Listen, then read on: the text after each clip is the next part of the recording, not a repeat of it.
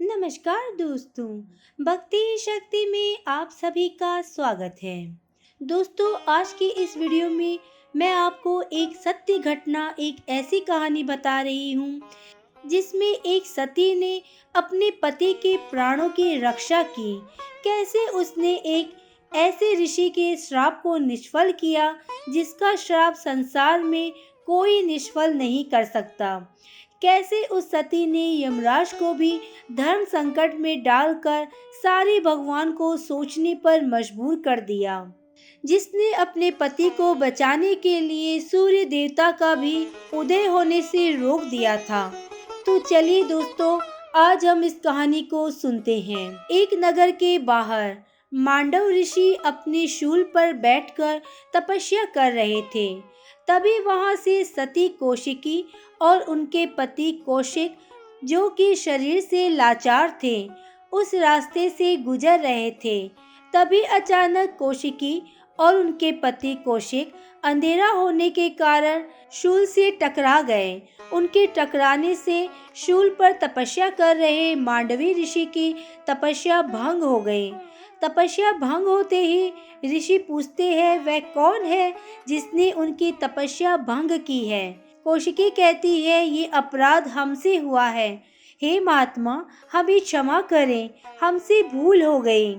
मांडव ऋषि अधिक क्रोधित हो जाते हैं और क्रोध में आकर कौशिकी को श्राप दे देते हैं कि सूर्योदय होते ही वह विधवा हो जाएगी और उसका पति काल के मुख में समा जाएगा, अर्थात कौशिक की मृत्यु हो जाएगी।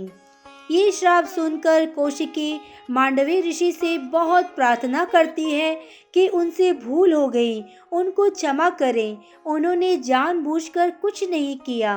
परंतु मांडव ऋषि वह श्राप वापस नहीं लेते और मन में ये सोचते हुए कि श्राप देते ही उनका संपूर्ण पुण्य और तपोबल नष्ट हो जाएगा, अतः वे श्राप वापस नहीं ले सकते और वापस ध्यान मग्न हो जाते हैं।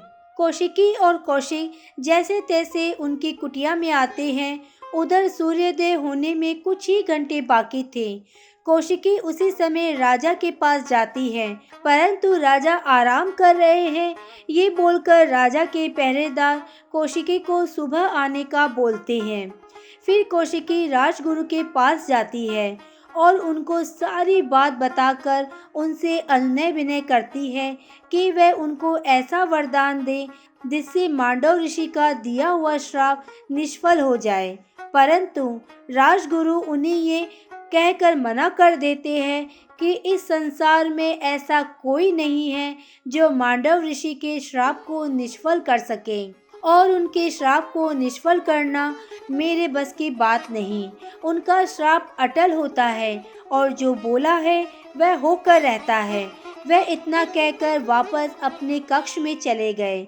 उधर धर्मराज ये देखकर गहरी सोच में पड़ जाते हैं कि विधि के अनुसार न तो मांडव ऋषि की मृत्यु का समय है और न ही कौशिक की मृत्यु का।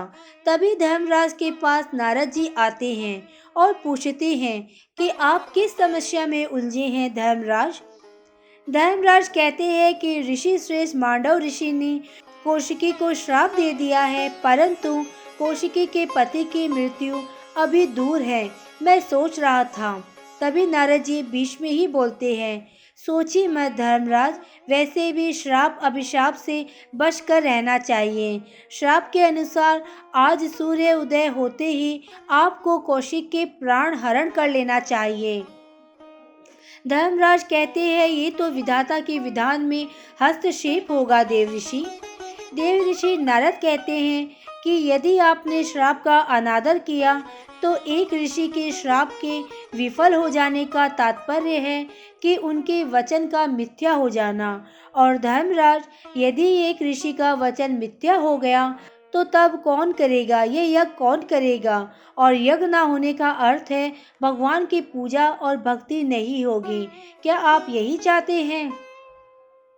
तब धर्मराज कहते हैं, नहीं, मैं ये कभी नहीं चाहता। देव ऋषि नारद कहते हैं कि तो बस आप मांडव ऋषि के श्राप का आदर करें और सूर्योदय होते ही कौशिकी के पति के प्राणों का हरण कर लें और इतना कहकर नारद जी वहां से चले जाते हैं। उधर कौशिकी रोते रोते माता के मंदिर में जाती है और माता की प्रतिमा के आगे रोते हुए कहती है, हे माँ, मैं हार गई हूँ। सबके आगे हाथ जोड़ जोड़ कर मैं अब थक गई हूँ। मुझ निर्दोष को इतना बड़ा श्राप मिला। अब तक मुझे अपने पतिव्रता होने पर अभिमान था, परंतु अब वो ये जान गई है कि वो सिर्फ एक साधारण नारी और एक अबला नारी है। तभी माता की प्रतिमा से आवाज आती है और कौशिकी से माँ कहती है, जो अपनी रक्षा खुद नहीं करते उनकी रक्षा कोई नहीं करता। तुम इतनी कमजोर हो जाओगी, इसकी किसी ने कल्पना भी नहीं की थी। तुम सती हो, अबला नहीं। तुम नारी शक्ति हो। ब्रह्मा जी द्वारा दिए गए इस जीवन को तुमने इतना सदुपयोग किया है कि तुम अब तक एक शक्ति बन गई हो। तुम जो चाहो वह हो सकता है। कौशिकी कहती है कि यदि वो चाहे कि सूर्योदय ना हो तो? माता रानी कहती है, तो सूर्य उदय कभी नहीं होगा। इतना सुनते ही कौशिकी खुश हो जाती है और वापस दौड़कर अपने पति कौशिक के पास जाती है। तभी उसे वहां यमदूत दिखाई देते हैं, जो कौशिक के प्राण लेने आए थे और सूर्य उदय होने का इंतजार कर रहे थे। कौशिकी यमदूतों को रोकने को कहती है। यमदूत कहते हैं कि हम तुम्हारे पति के प्राण लेने आए हैं और सूर्य उदय होने वाला है। कौशिकी कहती है, सूर्य अब उदय नहीं होगा।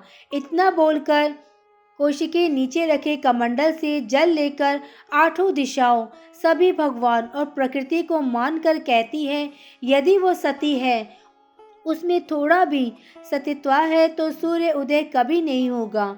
इतना कहते ही सभी दूर घोर अंधेरा छा जाता है। आसमान में बिजलियां चमकने लगती है। चारों तरफ हाहाकार मच जाता है। धरती कांपने लगती है।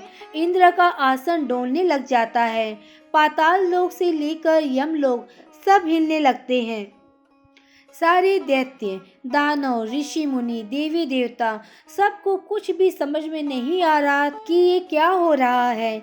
उधर धर्मराज इस चिंता में डूब जाते हैं कि आज सूर्य देवता उजाला करना कैसे भूल गए।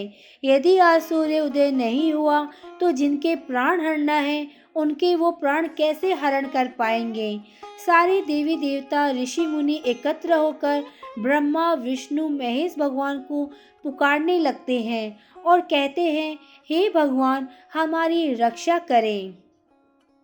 तभी तीनों देवता वहां आते हैं और धर्मराज कहते हैं, प्रभु, सूर्य उदय न होने के कारण उनका सारा लेखा जोखा उथल पुथल हो जाएगा। जिनके प्राण हरण करने थे वो प्राण नहीं त्याग रहे। समय का ज्ञान न रहने से तीनों लोगों का काम रुक गया है। जिन आत्माओं को जन्म लेना था वो जन्म नहीं ले पा रही है। इस संकट से बचाइए प्रभु। जो आपकी लीला है उसे जल्दी पूरा कीजिए। भगवान शंकर कहते हैं विष्णु जी से, क्यों आपने मांडव ऋषि को शूल पर लटकने दिया?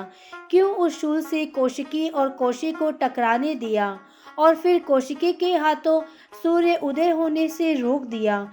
ये सब उन्हें समझ में नहीं आ रहा।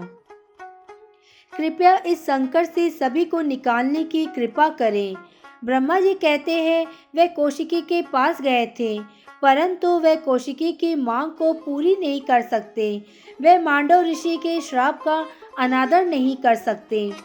सभी देवता कहते हैं विष्णु जी से, आप ही कुछ कीजिए। विष्णु जी कहते हैं, एक सती के श्राप को निष्फल करना उनके बस में भी नहीं है। इसका मतलब इस संसार में कभी उजाला नहीं होगा। ये संसार समाप्त हो जाएगा। सारे देवता एक साथ बोल पड़ते हैं। विष्णु भगवान कहते हैं कि इस संसार में एक सती के श्राप से कोई भी नहीं बच सकता और न कोई बच पाया है। हम त्रिदेव भी नहीं बच सकते, परंतु इस समस्या का हल है। सारे भगवान पूछते हैं, वो क्या है प्रभु? क्या उपाय है? ये समस्या दूर कैसे हो? विष्णु जी कहते हैं, एक सती के श्राप को एक सती ही खत्म कर सकती है। देवी देवता कहते हैं ऐसी सती कहाँ होगी जो इस संसार को बचाने के लिए देवी कौशिकी से बात करे और उन्हें समझाए, जो हमारी मदद करे। तभी नारद जी कहते हैं वो ऐसी सती को जानते हैं। धरती पे महर्षि अत्रि की पत्नी देवी अनसुईया है। वह कौशिकी जैसे ही सात्विक, पतिव्रता और सती है। विष्णु जी कहते हैं सभी देवी देवताओं से कि आप लोग देवी अनसुईया के पास जाइए और उनसे विनती करें और उन्हें समझाइए कि धरती पर आए इस संकट से उन्हें निकालने की कृपा करें। सारे भगवान देवी अनसुईया के पास जाते हैं, उन्हें प्रणाम कर सारी बात बताते हैं और उनसे आग्रह करते हैं कि उनके जैसी एक और सती है जिन्होंने सूर्य देवता को निकलने से रोक दिया। इसलिए आप उनके पास जाकर विनती करें और उन्हें अपना श्राप वापस लेने के लिए मनाइए, जिससे इस संसार को बचाया जा सके, अन्यथा ये संसार नष्ट हो जाएगा। सारे देवी देवता की बात सुनकर देवी सती अनसुईया कौशिकी के पास जाती है और उन्हें प्रणाम कर अपना परिचय देते हुए उनसे आग्रह करती है कि वो सूर्य देव को दिया हुआ श्राप वापस ले लें। परंतु कौशिकी उन्हें बताती है कि यदि सूर्य उदय हुआ तो वह विधवा हो जाएगी, वो विधवा नहीं मरना चाहती। अनसुईया कहती है कि यदि तुम्हारे पति की मृत्यु हो भी गई तो मैं उनके प्राण ले जाने नहीं दूंगी। यमदूत से उन्हें ले आऊंगी, पल भर में उन्हें जीवित कर दूंगी, परंतु तुम सूर्य को निकलने दो। सती कौशिकी देवी अनसुईया की बात मानकर अपना दिया हुआ श्राप वापस लेने को तैयार हो जाती है और नीचे रखा कमंडल में से जल लेकर अपना श्राप वापस ले लेती है और कुछ ही क्षणों में सूर्य उदय हो जाता है। सूर्य उदय होते ही यमदूत कौशिक के प्राण हरण करने लगते हैं, परंतु देवी अनसुईया उन्हें मना करती है और कौशिक और कौशिकी के आसपास अपनी शक्ति से सुरक्षा चक्र बना देती है, जिससे यमदूत प्राण हरण नहीं कर सके। यमराज अनसुईया से कहते हैं कृपया करके आप उन्हें कौशिक के प्राण हरण करने दीजिए और विधाता के विधान में हस्तक्षेप ना करें। अनसुईया यमराज से कहती है आप अपना लेखा जोखा देखकर बताइए कि क्या आज के दिन उनके प्राण हरण करने का लिखा है या नहीं। यमराज कहते हैं उनके पास आज के दिन उनके प्राण लेने का नहीं है, परंतु मांडव ऋषि के श्राप के कारण उन्हें आना पड़ा और यदि वे उनके प्राण नहीं ले जा पाए तो मांडव ऋषि के श्राप का अनादर होगा। यमराज देवी अनसुईया से मार्गदर्शन करने को कहते हैं।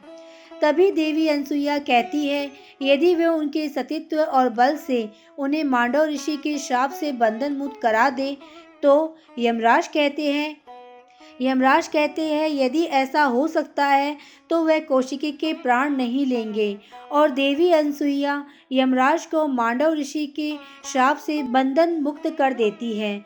इस तरह कौशिक के प्राण बच गए और यमराज भी श्राप से बंधन मुक्त हो गए। आज के वीडियो में बस इतना ही। अगर आपने मुझे अब तक सब्सक्राइब नहीं किया है तो सब्सक्राइब जरूर करें, कमेंट और लाइक करना ना भूलें। इसी कामना के साथ कि आप हमेशा खुश रहें, स्वस्थ रहें। नमस्कार।